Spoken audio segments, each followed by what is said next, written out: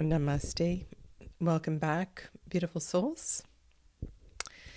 This is day 10 of my Advent calendar, and it's really a blessing to have you all participating in this 24 days of Advent calendar, and thank you all for your comments and your contributions. I really appreciate it. Today, I'm going to carry on with yesterday's reading and show you what I might do to expand on the information that we got in yesterday's daily inspiration. So I am going to use the same deck, the Tarot of the Hidden Realm,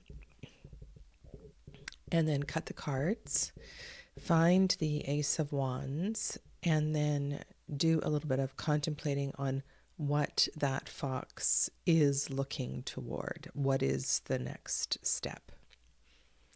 And if you're new here, my name is Sadhana. Welcome. Lovely to have you drop by.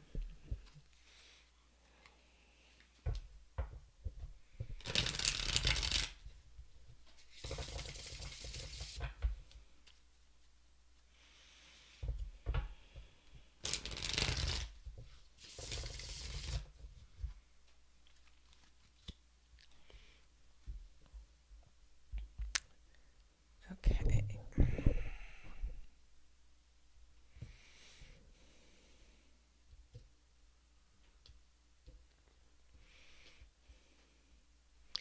Now, reflecting on the readings that we have had so far in this series and the kind of messages that have been coming through, where would I expect that little fox to be?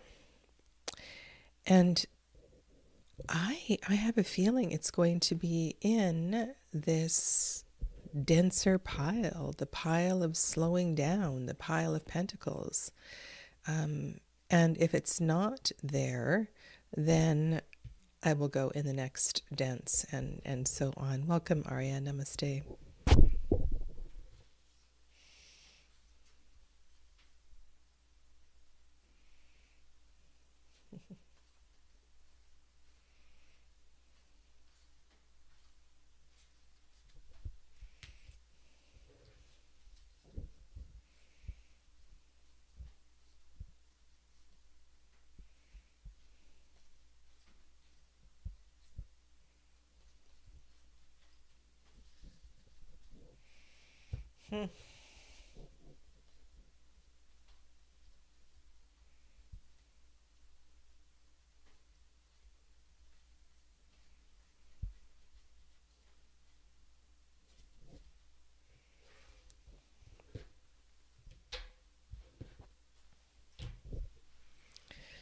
All right, so that Ace of Fire was in the fire pile. And honestly, that surprises me a little bit because of, like I said, the kind of messages that we have been receiving. The idea of facings in the tarot, rather than facing forward and facing back, I want to look at which way that little fox's face is facing.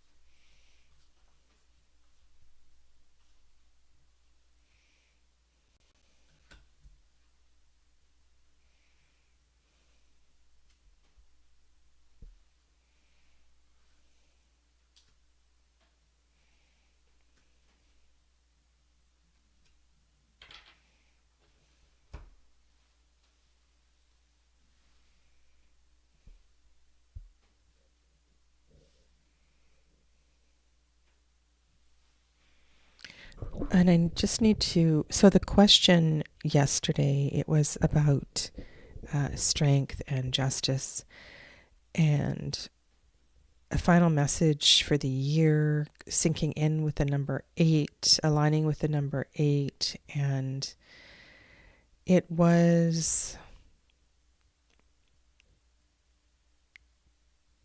a message of focus.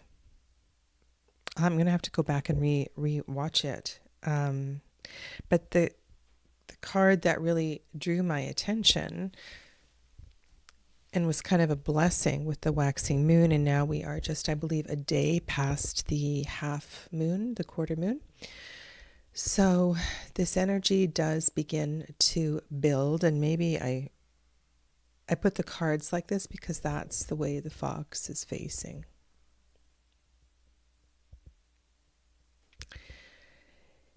And what are you seeing? So we have Three of Cups, we have the Lovers, and we have Four of Swords. And these, to me, don't feel like cards of action at all. They feel more like cards of enjoyment and mindfulness, pleasure. And so, is this little fox saying, let go, just enjoy, be where you want to be, choose the people that you want to be with, enjoy, celebrate, live life, and don't forget to take time for yourself. Hello, Saskia, welcome. Welcome to Amelia as well.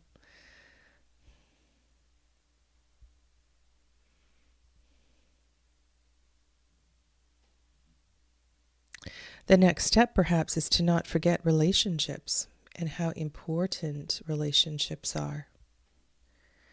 How relationships are a part of the healing process.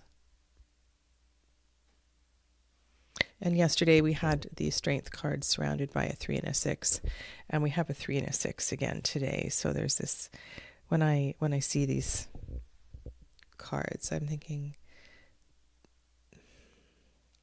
it's like you're touched. Your guides are here.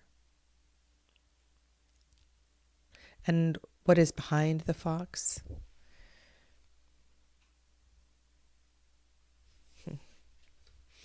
It's such an interesting 7 of Swords.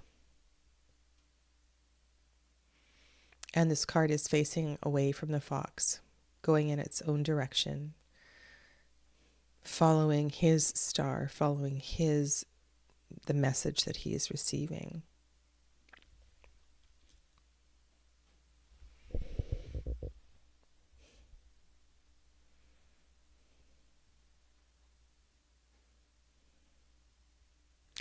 Enjoy relationships of all kinds. Take time to enjoy and celebrate with your partner. Find space to be alone and enjoy your own company, and know how important that kind of solitude is. And don't forget to gather and celebrate as well too. It's a bit of an odd combination of cards. And again, not what I was expecting at all.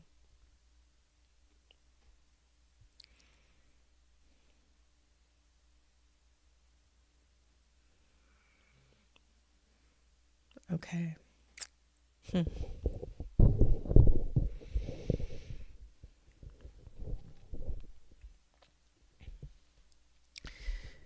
We haven't arrived at solstice yet, but the season is changing, and the energy of the kind of decks that I want to have in hand, it does change. There are certain decks that certainly get put away that I associate with summer, and they are sort of retired for this time of year.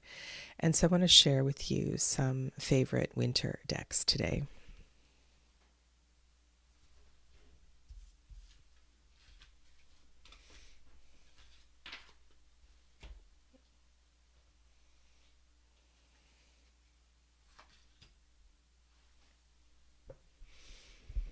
This deck is called the Lonely Dreamer Tarot, and it's dark and twisty and full of saturated colors.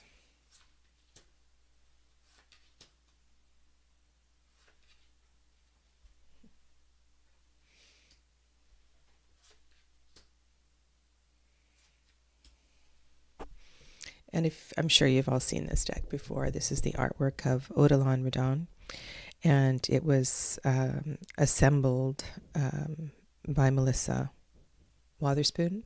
And there have been a few different versions of this deck, so some of the cards are a little bit different in each of the groups. This is the original one.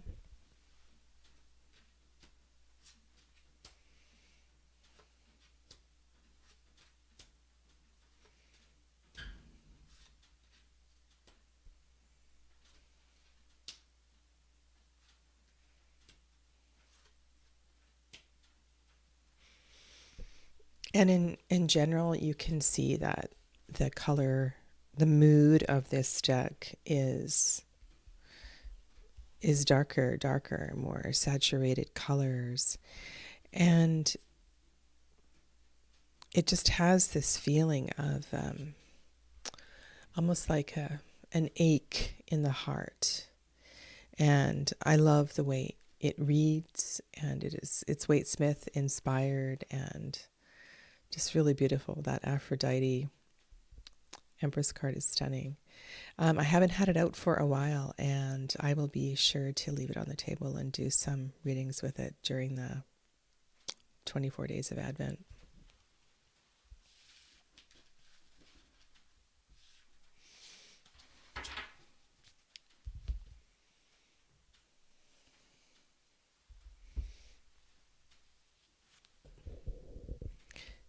Winter is a time where I tend to read a lot more. And this is one of the decks that has many an inspiration from books I have not read. This is the Literary Tarot.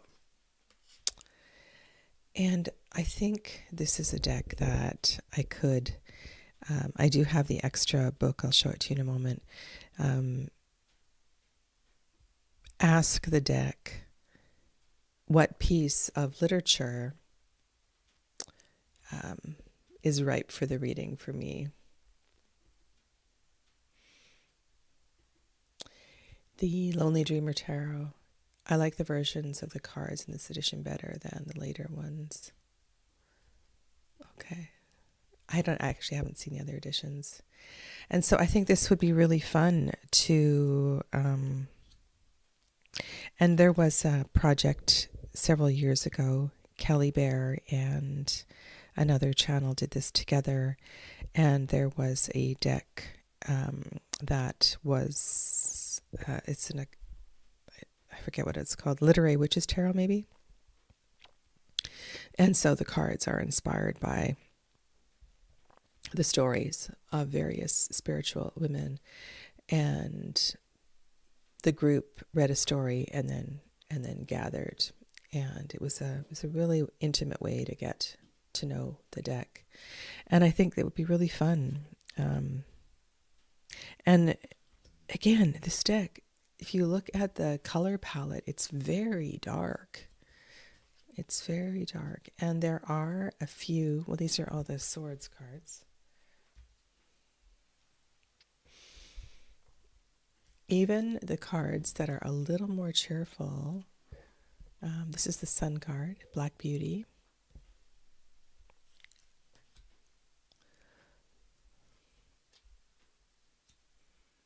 It does look like night or winter in most of these cards. And what I may do is just use this to draw for a book of the month or something like that. And maybe do some quick card pulls.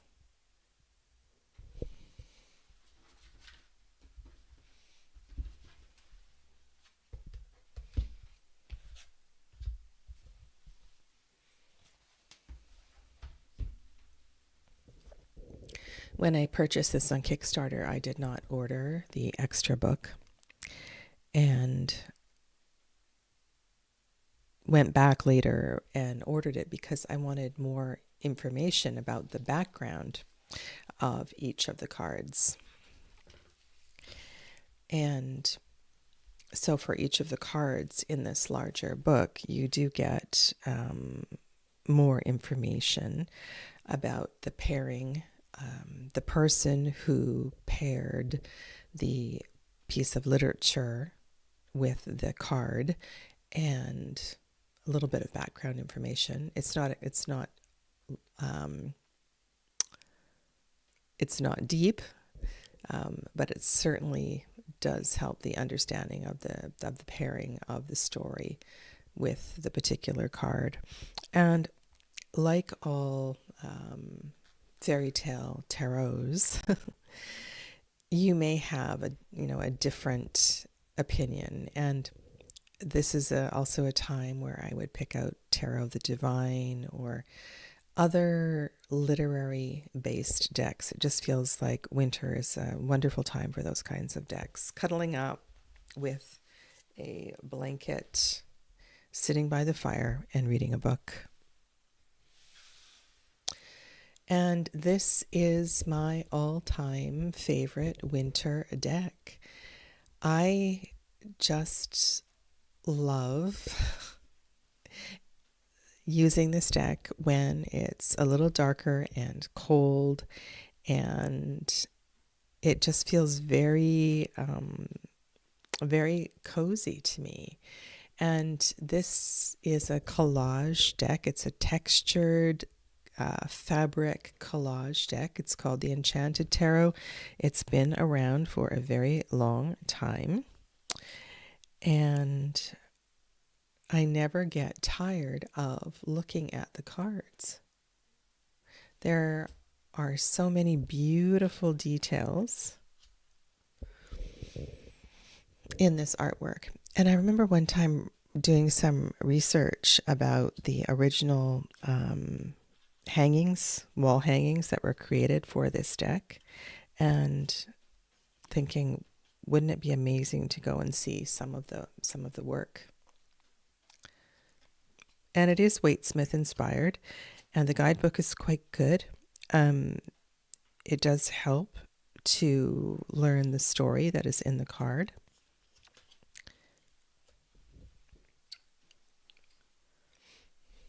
If there's a sort of a shift of association.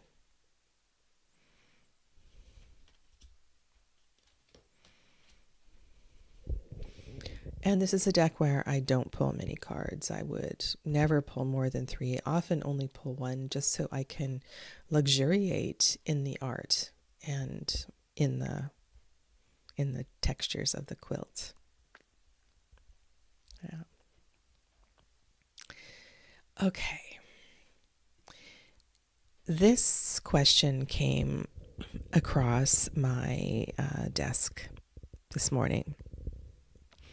And it was about, let me just sort of read what I wrote down here.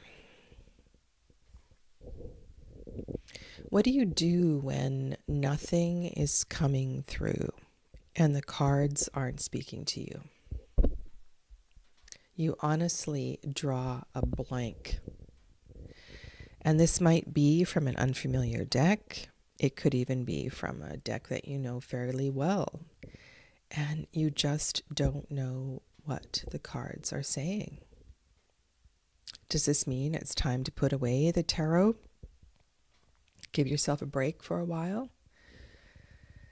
And honestly, this can happen at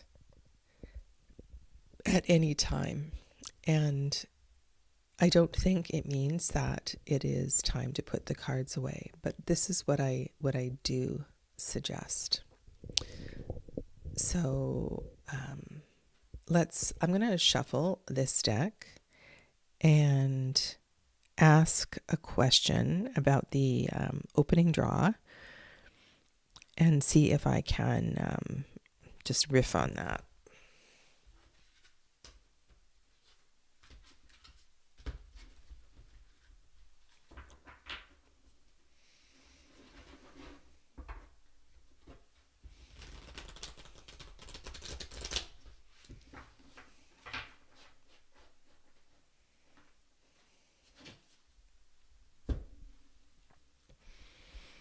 Is there anything more that we would benefit from understanding in this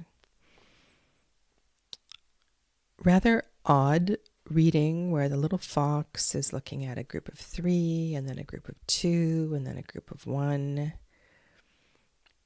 when really we were asking for a next step direction?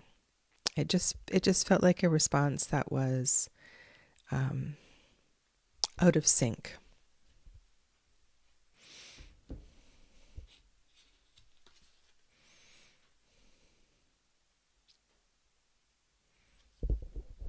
Okay.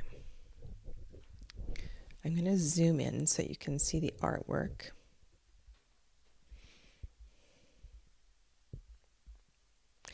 And sorry, I've lost my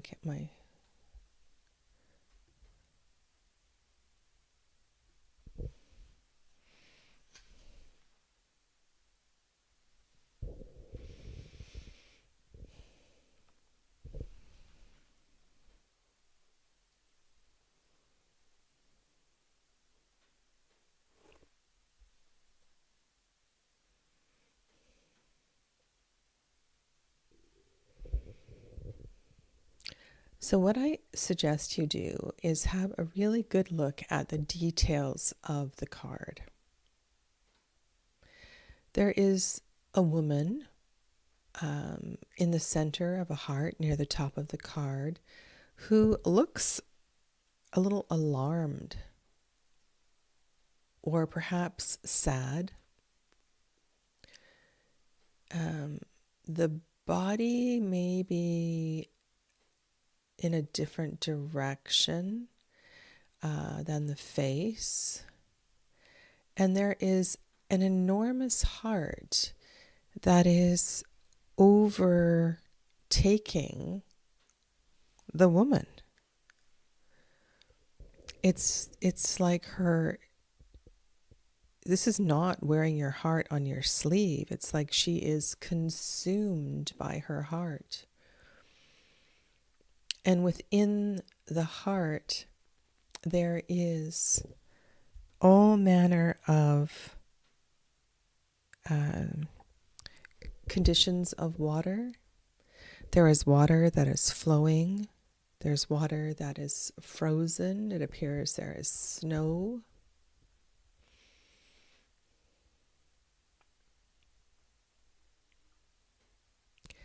And so this is not a difficult time for this woman. She is quite literally overcome with all that her heart is experiencing. Now, fortunately, the strongest, but just below the heart, the water seems to have melted. But within her heart, there's quite a bit of ice. So how can she release that? What I want to see happen is the shape of the heart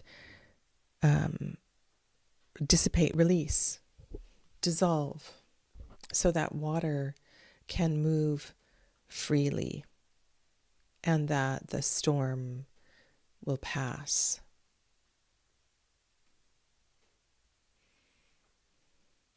What would it take to let go enough? I feel like this woman needs to cry.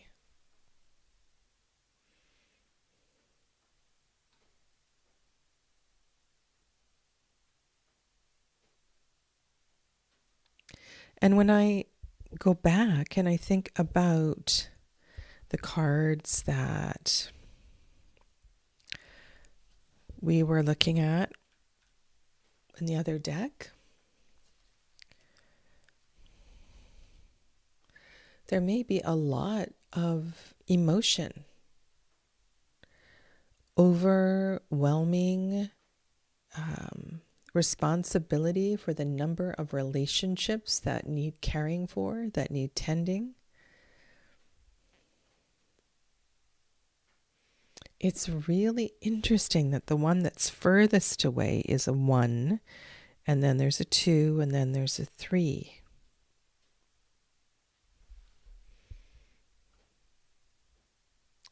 And why is the 1, why are you the one who is furthest away? I think that may be key here. While there is apparent joy and happiness in the 3 and the 2,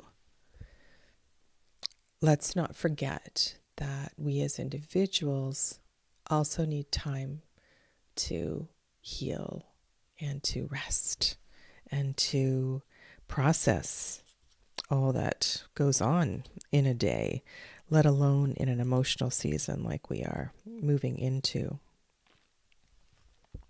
So what do you do when a reading goes cold and you don't know what to say? Well, my best advice is just start by describing the card. You could describe the colors on the card. Ask questions. Like I was saying, what would it take for that frame to soften?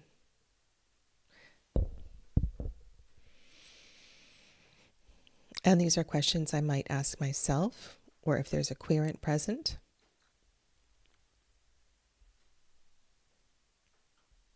And then if some of you I know reviewed the tarot tips from last year, you can, if necessary, begin to speak the reading like a story.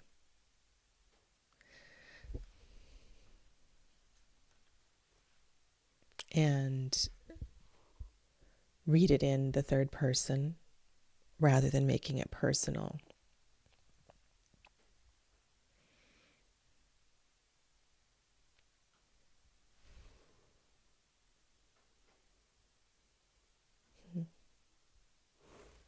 Okay, I don't know if that helps, but it does tend to take the personal out of a reading rather than saying, this is you, this is about you.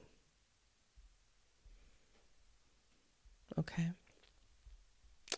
All right, so I will see you tomorrow for day 11, and I want to remind you that if you have any questions or that could sort of morph into a tarot tip, don't be afraid to put that in your comment when you're coming back to these videos, okay? Thank you so much. Have a lovely rest of your day. Namaste.